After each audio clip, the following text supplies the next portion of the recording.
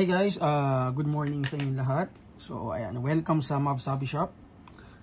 Today itetest natin tong EW Custom 2032. So ayan, may paikot effect tayo.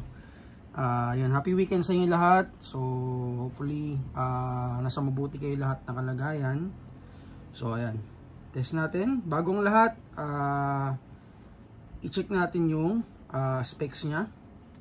So guys, si 2032 naka island barrel with fiber optic sights, front and rear sight. So naka magwell na rin siya. So metal construction siya. So metal slide, and yung outer barrel niya is naka-fix na since naka island barrel na siya.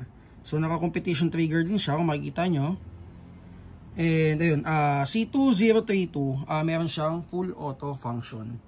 So semi and full auto function. Ang magazine niya is a 30 rounder capacity na magazine.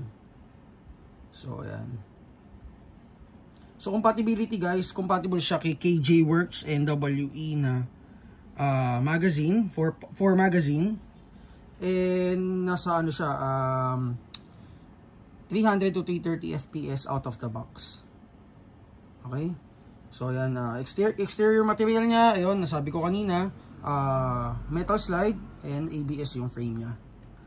Okay, adjustable hop up and WE compatible. Okay? So ayan, i-test natin siya ngayon, and guys, isa to sa mga kumbaga mabili nating pistol, 2032. Nakita niyo naman sobrang ganda niya. And ayun, yung FPS niya is nasa 330 FPS out of the box. And upgradable siya. Okay? So ayun, test natin siya.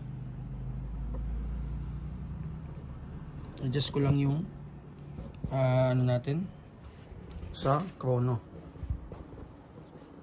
So guys, ayun, tawag dito.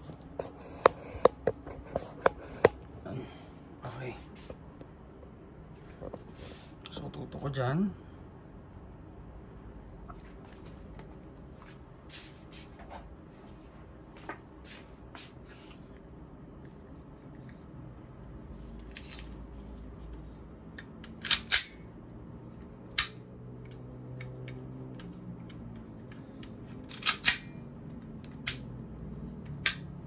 Okay. So semi-auto function. Papakita ko lang sa inyo. So ito yung selector niya. So dito, ito yung semi function. Okay, pakita ko lang. Firing. Yan. So nasa 345 FPS unang putok natin gamit ang Camo Gas 12 kg. Second, 347. Okay, so i-full auto natin siya. I-open na lang natin to. Medyo natatakot na akong matamaan yung corona natin. Okay, so ayan guys, ito pakita ko lang ulit. So dito, ito yung selector nya. So ibababa mo to for full auto function. And then guys, dun pala sa kabila, ito yung safe nya. Okay. So ma-access mo yan pagka nakakasa na unit. So nakaka na unit, tsaka mo lang ma-isi-save to. Okay? So baba na natin. Okay. Firing.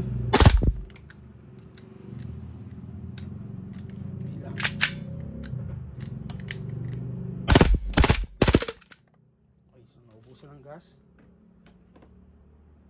So pag hindi nag-slide lock guys, ibig sabihin yung gas niya is medyo mababa na. So hindi nga na kayang i-slide lock. So lalagyan natin ng gas.